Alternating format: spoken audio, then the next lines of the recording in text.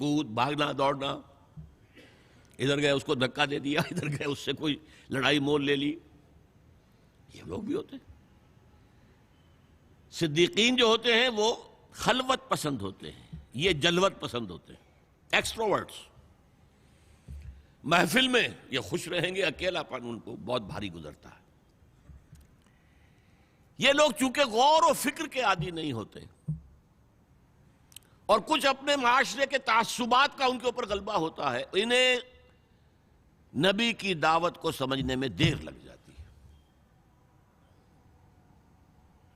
اب اس کی سب سے بڑی مثال دے رہا ہوں، حضرت حمزہ انتہائی محبت کرتے ہیں حضور سے، چچا بھتیجے کا رشتہ بھی ہے، خالہ داد بھائی بھی ہیں، دودھ شریک بھائی بھی ہیں، ساتھ کے کھیلے ہم جولی بھی ہیں، کہ 6 سال بیت گئے ہیں، سوچا ہی نہیں بھتیجا کیا کہہ رہا ہے، سوچا ہی نہیں۔ اپنی تیر کمان لی نکل گئے، شکار کر رہے ہیں، وہیں پہ بھون بھون کے کھا رہے ہیں، یہی ان کی ہابی تھی۔ جیسے حضرت اسماعیل کا نقشہ آتا ہے علیہ الصلوۃ والسلام، حضرت حمزہ کا بھی سیرت و کردار کے اعتبار سے وہی نقشہ تھا۔ 6 سال لگ گئے، سوچا ہی نہیں، اور سوچا بھی ہے تو کس طور سے، جذباتی طور پر برسٹ ہوئے۔ ایک روز شکار سے واپس آیا، ابھی گھر میں داخل نہیں ہوئے تھے کہ صوبیہ وہ لونڈی جس نے دونوں کو دودھ پلایا تھا، حضور کو بھی اور ان کو بھی، اور انہوں نے کہا کہ حمزہ آج تو ابو جہل نے تمہارے بھتیجے کے ساتھ بہت برا سلوک کیا ہے۔ گھر میں داخل نہیں ہوئے، سیدھے گئے جہاں وہ اپنا پرا جمائے بیٹھا تھا، اس کے سر پر جا کر کمان ماری، سر پھٹ گیا اس کا، اور کہا تم نے یہ کیا ہے؟ اچھا تم اس کے خلاف ہو، چلو میں اس پر ایمان لاتا ہوں، آؤ میدان میں۔ جذباتی انداز میں، یہ غور و فکر کا معاملہ نہیں تھا، جذباتی تھا۔ یہی معاملہ حضرت عمر کا ہے، تلوار لے کر نکلے ہیں، ننگی تلوار، آج تو گردن اڑا کے آؤں گا محمد کی صلی اللہ علیہ وسلم۔ یہ کل کل کل کل ہر گھر میں لڑائی ہے، اولاد ماں باپ سے جدا ہو گئی، بھائی بھائی سے کٹ گیا، بہن بھائی سے جدا ہو گیا، شوہر بیوی سے، بیوی شوہر سے جدا ہو گئی۔ یہ محمد نے کیا ہمارے معاشرے کے ساتھ کیا ہے صلی اللہ علیہ وسلم، وفداہ آباؤنا و امہاتنا۔ لہذا آج تو قصہ پاک کر کے آؤں گا۔ وہ بھی اسی طرح کے تھے، پہلوان قسم کے آدمی، ادھر اس کو کندھا مارا، ادھر اس سے لڑے، ادھر اس سے کشتی کر رہے ہیں، اس طرح کے آدمی تھے۔ اب حضرت حذیفہ درمیان میں مل گئے، کہاں جا رہا ہے عمر؟ کہ آج محمد کا بس میں قصہ پاک کرنے جا رہا ہوں صلی اللہ علیہ وسلم۔ وہ ایمان لا چکے تھے، انہیں پتہ نہیں تھا۔ ان کا تم محمد کو جا رہے ہو قتل کرنے، اپنی بہن اور بہنوئی کو تو جا کے دیکھو، وہ ایمان لا چکے، فاطمہ بنت خطاب اور سعید ابن زید۔ اب جو انہیں غصہ چڑھا ہے، آگ بگولا ہو کر آئے، دروازہ پیٹا ہے، وہاں اندر میاں بیوی بیٹھے ہوئے، سورہ شعراء کی آیات، سورہ طٰہٰ کی آیات نازل ہوئی تھیں، اور حضرت خباب بن الارت آئے تھے وہاں پہ انہیں پڑھانے کے لیے، وہ پڑھا رہے تھے۔ معلوم عمر آ گیا، انہیں تو کہیں چھپایا، دروازہ کھولا، کیا پڑھ رہے تھے تم؟ یہ چپ، بہنوئی کے تھپڑ مارا زور سے، بہن درمیان میں، اس کے تھپڑ مارا۔ بہن کا ایک جملہ، عمر چاہے تم ہمیں ہلاک کر دو، اب جو دین ہم نے اختیار کیا ہم نہیں چھوڑنے والے۔ موم ہو گیا۔ یہ صنف نازک، اس میں اتنا دم خم کہاں سے آ گیا؟ عرب کے اس معاشرے میں عورتوں کا مقام کیا تھا؟ ان کی کوئی حیثیت تھی کہ مردوں کے سامنے بول سکے؟ اچھا کیا پڑھ رہے تھے مجھے بتاؤ؟ نہیں تم نجس ہو، وہ کلام پاک ہے، تم نہیں پڑھ سکتے، نہاؤ، غسل کرایا، پھر سورہ طٰہٰ کی آیات پڑھی، ایمان لے آئے۔ جو تلوار ننگی کر کے جا رہے تھے، اس کو جیسے غلاموں کا رواج تھا کہ وہ تلوار کو اپنی گردن کے اندر لٹکاتے تھے، وہ لٹکا کر لے کر گئے۔ یہ شہداء ہے۔ ہماری امت کے عظیم ترین صدیق ابو بکر اور عثمان رضی اللہ تعالی عنہما، اور عظیم ترین شہداء حمزہ اور عمر رضی اللہ تعالی عنہ۔ اب آئیے آخری مرحلہ میری گفتگو کا، جن لوگوں نے حضور کا ساتھ دیا، اور ساتھ دینے میں یہ شہداء آگے نکل جاتے، صدیقین پیچھے رہ جاتے۔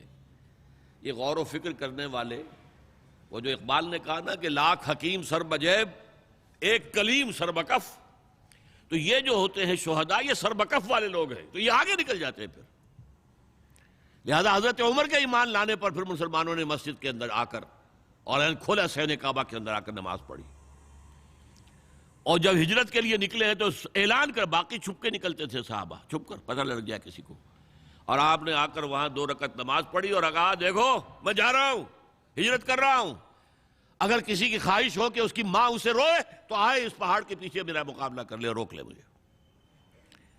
تو یہ تھے حضرت عمر۔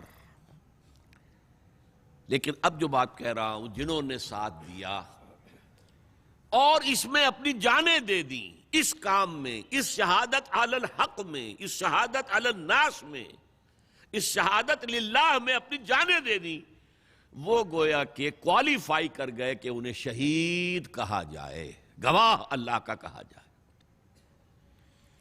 اس معنی میں یہ مقتول فی سبیل اللہ کے لیے استعمال ہوا ہے لفظ، اور حدیث میں ہوا ہے، اگرچہ معروف صیغے میں نہیں آتا، مجہول میں آتا، فقد استشہدا، اس کی شہادت قبول کر لی گئی، اس کو گواہ بنا لیا گیا۔ آپ یہ بھی ترجمہ کر سکتے ہیں، اللہ نے اس کو گواہ بنا لیا، جو جان دے دے، اب اس کے اللہ کے گواہ ہونے میں کوئی شک نہیں۔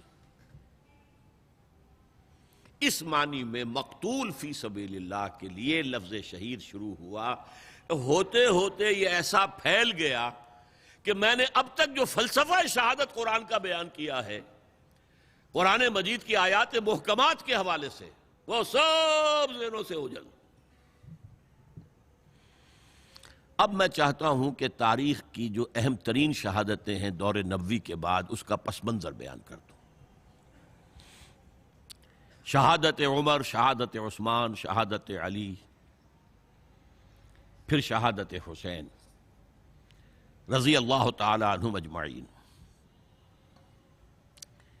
یہ شہادتیں اللہ کے دین کو قائم کرنے کی جد و جہد میں نہیں ہوئی ہیں، بلکہ نظام قائم ہو گیا تھا اس کے ڈیفنس میں ہوئی، اور شہادتیں ہیں اللہ کے لیے ہیں، قتل ہوئے ہیں۔ اس کے لیے تھوڑا سا آپ کو فلسفہ سمجھنا ہوگا، دی فلاسفی آف ریولوشن۔ ریولوشن جب بھی دنیا میں ساری سٹیجز گزار کر کامیابی کے قریب آتا ہے، تو اس کے دشمن سر دبک کر بیٹھ جاتے ہیں، سر نیچا کر کے بیٹھ جاتے ہیں، چھپ جاتے ہیں کہ اب تو ہمارے بس نہیں چل رہا، let us go and accept and surrender. لیکن پھر موقع ملا تو پھر نپٹیں گے ان سے۔ This is called counter-revolutionary movements. And every true revolution has counter-revolutionary movements. اب جو حضور کا کارنامہ ہے 23 برس میں عظیم ترین انقلاب برپا کر دیا، وہ میرا اس وقت کا موضوع نہیں ہے کہ میں گواہیاں پیش کروں کہ دنیا میں کس کس نے کہا ہے کہ تاریخ انسانی کا عظیم ترین انقلاب حضور کا تھا۔ آخری وقت میں آ کر فتح مکہ کے بعد اب فوج در فوج، فوج در فوج لوگ آ رہے ہیں، وفود آ رہے ہیں، سرنڈر کر رہے ہیں، جن کے بارے میں قرآن نے کیا کہا؟ قالت الاعراب آمنا قل لم تؤمنوا ولكن قولوا اسلمنا ولما يدخل الايمان في قلوبكم۔ یہ بدو کہہ رہے ہیں ہم ایمان لے آئے، نبی ان سے کہیے تم ایمان نہیں لائے ہو، تم کہو کہ ہم نے سرنڈر کر دیا، ہم اسلام لے آئے، اطاعت قبول کر لی، اور ابھی تک ایمان تمہارے دلوں میں داخل نہیں ہوا۔ اب حضور کی آنکھ بند ہو رہی ہے۔ سب سے بڑی اگریو پارٹی کون سی تھی؟ مشرکین مکہ، مشرکین عرب، جن کو کہ حضور کے آخری سال جو تھا زندگی کا، اس میں جو یہ دھمکی دے دی گئی تھی 4 مہینے کی مہلت ہے، ایمان لاؤ گے تو ٹھیک ہے ورنہ قتل عام ہو جائے گا۔ اب وہ جو سر اپنا دبک کر بیٹھ گئے تھے، اب وہ کھڑے ہوئے۔ This is the time to strike back۔ جھوٹے نبی کھڑے ہو گئے، زکوٰۃ نہیں دیں گے۔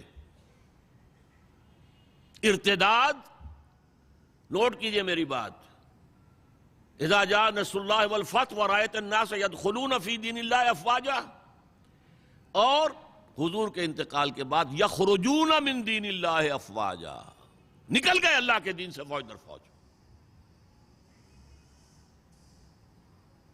یہ وقت تھا، ابو بکر کھڑے ہوئے ہیں، آہنی عزم والا شخص، بہت منحنی سے انسان، کمزور سے انسان، رقیق القلب انسان، لیکن عزم کوہ ہمالہ والا تھا اندر، جنگیں کی ہیں۔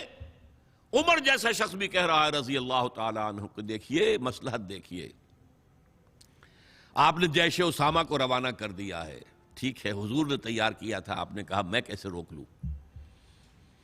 آپ نے نئے نبوت کے جو ماننے والے ان کے خلاف جہاد شروع کر دیا ہے، وہ بھی ٹھیک ہے، وہ مرتد ہیں، کرنا ہوگا، لیکن ان زکوٰۃ والوں سے آپ نرمی برتیں، انہوں نے کوئی کفر نہیں کیا ہے، نماز کا انکار نہیں کیا، زکوٰۃ کا بھی انکار نہیں کیا ہے، وہ کہتے ہیں تمہیں نہیں دیں گے، ہم اپنے طور پر اپنی زکوٰۃ جمع کریں گے، اپنے غریبوں میں تقسیم کر دیں گے۔ حضرت ابوبکر نے فرمایا کہ خدا کی قسم، اگر حضور کے زمانے میں یہ اونٹ جب دیتے تھے زکوٰۃ کے، اور اس کے ساتھ اونٹ کا گھٹنا باندھنے والی رسی بھی دیتے تھے، اور آپ کہیں کہ اونٹ لے جاؤ رسی نہیں دیں گے، تب بھی میں جنگ کروں گا۔ ایبدل الدین وانا حی، کیا دین میں ترمیم ہو جائے گی جبکہ میں ابھی زندہ ہوں؟ اور اگر کوئی میرے ساتھ نہیں جائے گا تو میں اکیلا جاؤں گا۔ بہرحال یہ جو پہلی کاؤنٹر ریولوشنری موومنٹ تھی، اسے حضرت ابو بکر کی فضیلت، ان کا جو یوں سمجھیے کہ وہ پوری بات جو ایک دفعہ پھیل منتشر ہو گئی، حجاز کے چند شہروں تک اسلام رہ گیا تھا، پورا عرب باغی مرتد، کنسولیڈیٹ کر کے حضرت عمر کے حوالے کر۔ حضرت عمر کے زمانے میں اب جو جہاد ہوا ہے، قتال ہوا ہے، اس میں سب سے زیادہ ایگریوڈ کون تھے؟ ایرانینز۔ دو سپر پاورز تھیں، رومن، اس کی 3 میں سے 2 ٹانگیں توڑ دی تھیں، تیسری انٹیکٹ تھی۔ 3 ٹانگیں کون سی تھیں؟ نارتھ افریقہ پورا اس کے پاس تھا، وہ نکل گیا۔ ویسٹ افریقہ، شام، ترکی، فلسطین کا علاقہ اس کے پاس تھا، وہ نکل گیا، مسلمان لے گئے۔ اب رہ گیا یورپ کا، ایسٹرن یورپ۔ لیکن سلطنت ایران کی دھجیاں بکھر گئیں، ختم، نسیہ منسیہ۔ ایگریوڈ پارٹی تو دوسری کاؤنٹر ریولوشنری موومنٹ ایران سے آئی۔ ایرانی نیشنلزم، ایرانوں میں بڑا غرور تھا، آپ نے، وہ تو فردوسی مسلمان تک کہہ گیا ہے، زشیر شتر خوردنو سوس مار، عرب را بجائست آیت بکار، کہ تختے کیاں نہ کند آرزو، تفو برتو ہے چرخ گردہ تفو۔ یہ عرب، یہ اجڑ، یہ سوسمار، گوہ کا گوشت کھانے والے اور اونٹ کا دودھ پینے والے، آج ان کی یہ مجال ہو گئی ہے کہ تخت قیانی، یہ امپائر ایرانین آج اس تخت کی آرزو کر رہے ہیں۔ تفو برتو ہے چرخ طرفا گردہ تفو، اڑ گئے، پرخچے اڑ گئے۔ اس نے حضور کا نامہ مبارک چاک کیا تھا، سلطنت چاک ہو گئی۔ اب یہ جو ان کے اندر تھا پرائڈ آف نیشنلزم، اس نے حضرت عمر کو شہید کیا۔ ابو لولو فیروز، ایک مجوسی ایرانی، اور ایک ایرانی جنرل ہرمزان، ان کی سازش۔ یہ ہرمزان کتنا چالاک تھا ذرا نوٹ کیجئے۔ اس کے خلاف بہت سے مقدمات تھے، اور جب پکڑا گیا تو اس کا قتل ہونا تھا، قتل کے لیے لے آیا گیا حضرت عمر کی عدالت میں سامنے۔ ہیلا کیا اس نے، انہوں نے کہا مجھے ذرا پانی پلا دو۔ ٹھیک ہے، میں آؤ بھائی، پانی، کٹورا ہاتھ میں لے کر، پہلے مجھے یہ ضمانت دو کہ جب تک میں یہ پانی نہ پی لوں مجھے قتل نہیں کرو گے۔ ہاں ہاں ہاں، تم پی لو پانی، ہم نہیں قتل کریں گے، پانی پی لو۔ کٹورا پھینک دیا، کرو قتل مجھے اب۔ جب تک میں یہ پانی نہیں پی لوں تو مجھے قتل نہیں کرو. کہاں سے لاؤ گے وہ پانی؟ اب چھوٹ گیا. لیکن پھر جو سازش کی ہے ابو لولو کے ذریعے سے. ابو لولو غلام تھے کسی صحابی کے. انہوں نے مکاتبت کی ہوئی تھی کہ اتنا اگر تم پے کرتے رہو گے تو اتنے عرصے میں تمہیں میں آزاد کر دوں گا. آ کے حضرت عمر سے شکایت کی کہ بہت زیادہ مجھ پر رقم ڈالی ہوئی ہے انہوں نے. حضرت عمر نے پوچھا تم کام کیا کیا جانتے ہو؟ میں یہ بھی جانتا ہوں، یہ بھی جانتا ہوں، یہ بھی جانتا ہوں، یہ بھی جانتا ہوں. فرمایا پھر یہ زیادہ نہیں ہے. اور دیکھو اس نے کہا تھا میں چکی بھی بناتا ہوں، ایک چکی میرے لیے بھی بنانا. کہا ہاں آپ کے لیے تو میں وہ چکی بناؤں گا جو رہتی دنیا تک یاد رہے گی. وہ شخص جس نے قتل کیا حضور حضرت عمر. سمجھا یہ گیا تھا کہ یہ اس پلر پر کھڑا ہوا ہے سارا دین کا نظام. عمر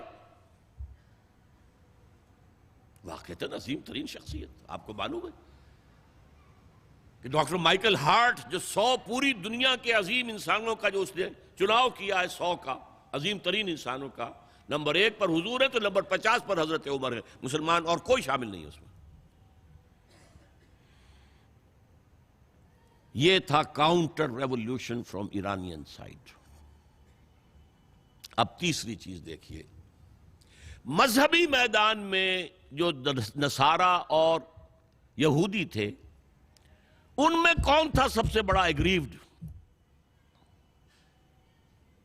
نصارہ سے تو کوئی ٹکراؤ ہوا ہی نہیں.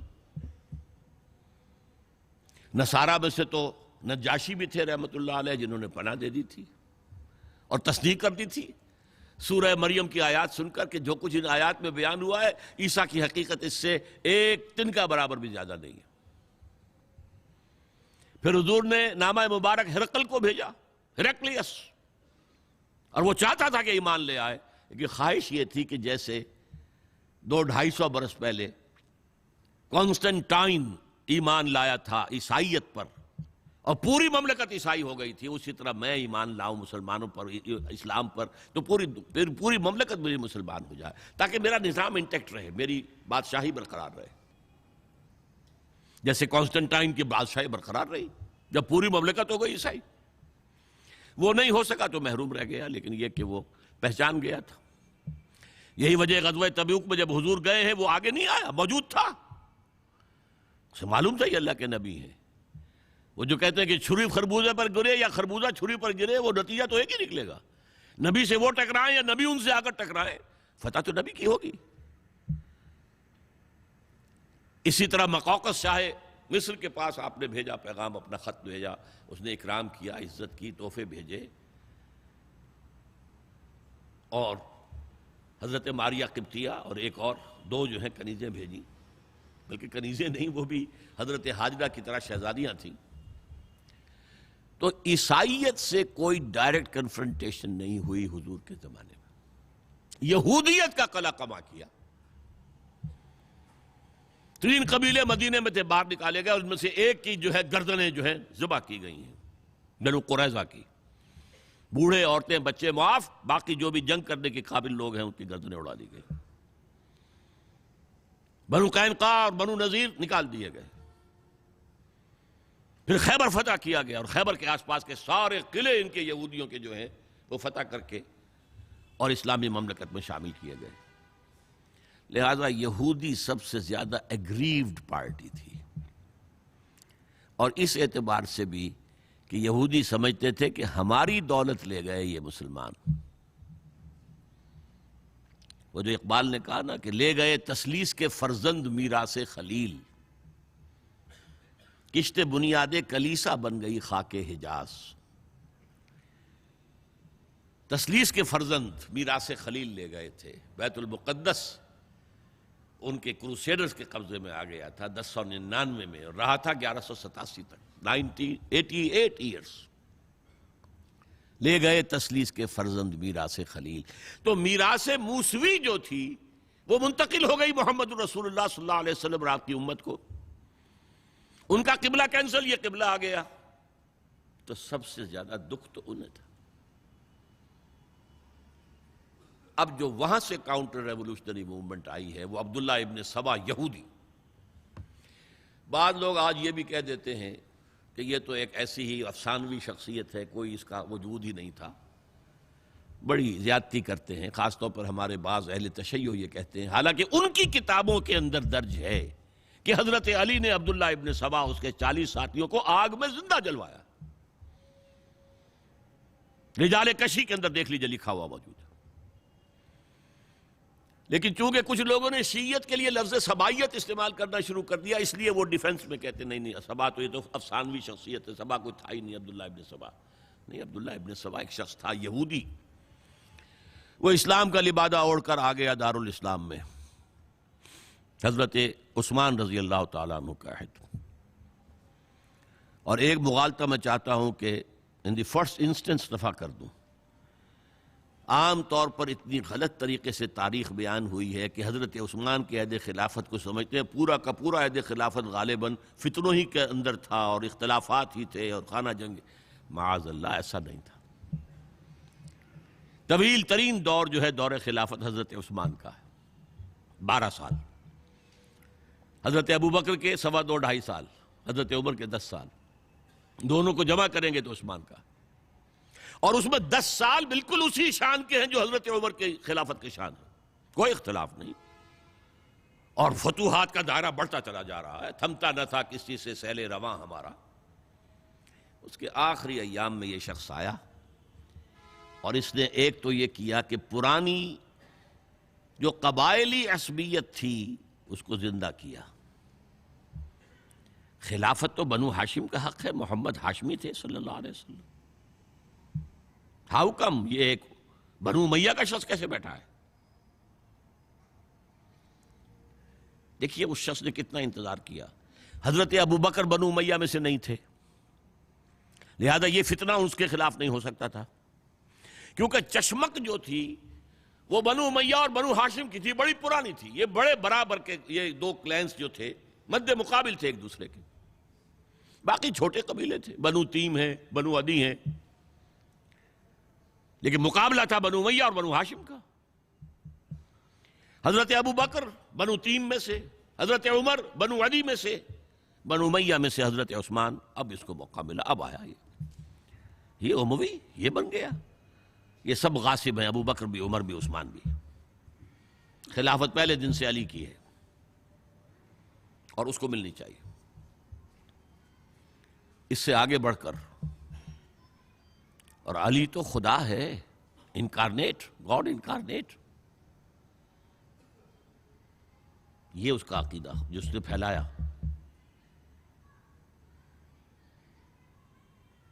یوں سمجھئے ایک شخص نے حضرت عیسیٰ کے دین کو زیرو کر دیا تھا. لوگ مانتے نہیں کہ ایک شخص اتنا کچھ کر سکتا ہے. یہودی اور سازشی ذہن، ان کی صلاحیت اور ذہانت. ایک شخص تھا پال، حضرت عیسیٰ کو خدا کا بیٹا بنانے والا. وہ توحید ختم، تسلیس آ گئی. شریعت کو ختم کرنے والا وہ حضرت عیسیٰ کہہ کر گئے تھے تم پر شریعت موسوی نافذ رہے گی. اس نے کہا نہیں، ایبروگیٹڈ، نو شریعہ. نمبر 3، حضرت عیسیٰ نے کہا تھا تمہیں تبلیغ کرنی ہے صرف یہودیوں تک. I have been sent only in search of the lost sheep of the house of Israel. میں صرف اسرائیل کے گھرانے کی کھوئی ہوئی بھیڑوں کی تلاش میں آیا ہوں، تمہیں باہر تبلیغ نہیں کرنی. اس نے تبلیغ کا دائرہ وسیع کیا. وہ دین مسیحیت ختم، وہ دین پالزم ہے جو چلا ہے اس کے بعد. سمجھ رہے اس بات کو؟ اور یہ ڈاکٹر مائیکل ہارٹ نے بالکل صحیح لکھا ہے کہ کرسچینٹی جب تک حضرت مسیح موجود تھے وہ سوائے ایک یہودیوں کے فرقے کے اس کی کوئی اور حیثیت نہیں تھی. لیکن پال نے اسے ایک انڈیپینڈنٹ دین بنایا. ایک شخص کی کارروائی ہے یہ ساری، اور آج پوری دنیا، پوری عیسائی دنیا اسی پر ہے، تسلیس پر بھی، اور شریعت ختم، اور دعوت جو ہے کرتے پھر رہے ہیں پوری دنیا کے اندر.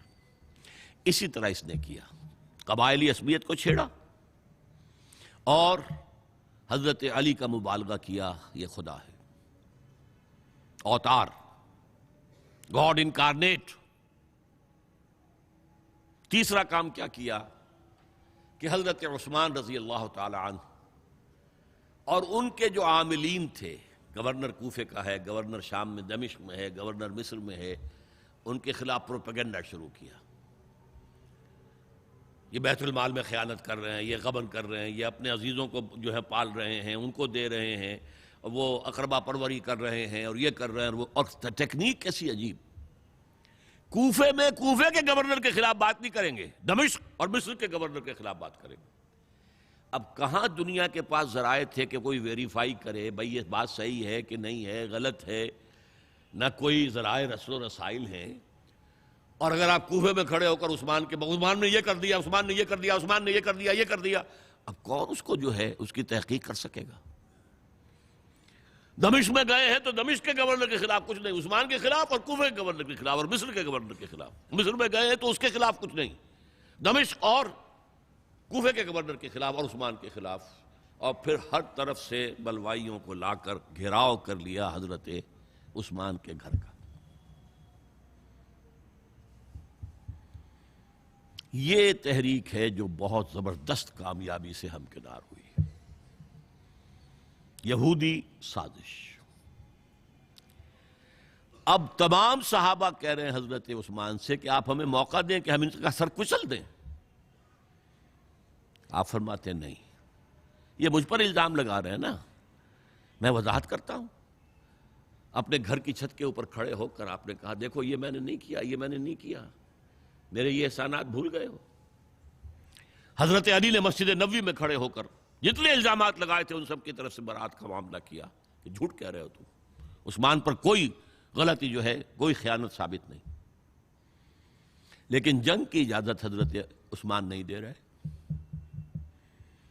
یہ میرے خون کے پیاسے ہیں نا، جب تک قتل نہیں کر لیتے جرم کہاں ہے؟ جب قتل کر لیں گے تم قصاص دے لینا، لیکن میں کسی کلمہ گو کی جان نہیں لینا چاہتا، صرف اپنی جان کے تحفظ میں۔ یہ ہے عزیمت کا پہاڑ۔ لوگ کہتے ہیں کمزور تھے، جان بچانے کے لیے تو آدمی پتہ نہیں کیا کچھ کر بیٹھتا، اور طاقت ہو تو طاقت کو کیسے استعمال کرے گا۔ حضرت امیر معاویہ کی طرف سے پیغام پر پیغام آ رہے ہیں کہ آپ ہمیں اجازت دیں میں فوجیں بھیجوں اور ان کا قلع کما کر دیا جائے۔ حضرت عمرو بن العاص کا پیغام آ رہا ہے مصر سے، آپ ہمیں اجازت دیں۔ طلحہ، زبیر، علی اجازت مانگ رہے ہیں مدینے کے اندر، آپ اجازت دیں کہ ہم جنگ کریں ان سے۔ نہیں۔ آخر کار حضرت علی نے دونوں بیٹوں کو، حضرات حسنین، حضرت حسن، حضرت حسین، دروازے پر کھڑا کر دیا۔ پہرے دار حضرت عثمان کے، حضرت حسن، حضرت حسین، کہ کوئی گھر میں داخل نہ ہونے پائے۔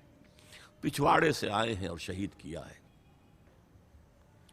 میرے نزدیک تاریخ کی مظلوم ترین شہادت بمانی مقتول فی سبیل اللہ وہ حضرت عثمان ہے۔ بلکہ میں جرات کر رہا ہوں ذرا، آپ کو معلوم ہے علامہ اقبال سے مجھے کتنا تعلق قلبی ہے۔ میں نے ان کے ایک شعر میں ترمیم کی ہے، میں سمجھتا ہوں انہوں نے صحیح نہیں کہا۔ غریب و سادہ اور رنگی ہے داستان حرم، نہایت اس کی حسین، ابتدا ہے اسماعیل۔ حضرت اسماعیل کو اللہ تعالیٰ کے حکم سے حضرت ابراہیم ذبح کر رہے تھے نا، اور حضرت حسین ذبح کر دیے گئے، تو گویا کہ ابتدا جس کی ہوئی تھی حضرت اسماعیل سے، اس کی انتہا حسین پر ہوئی۔ میں کہتا ہوں بالکل غلط۔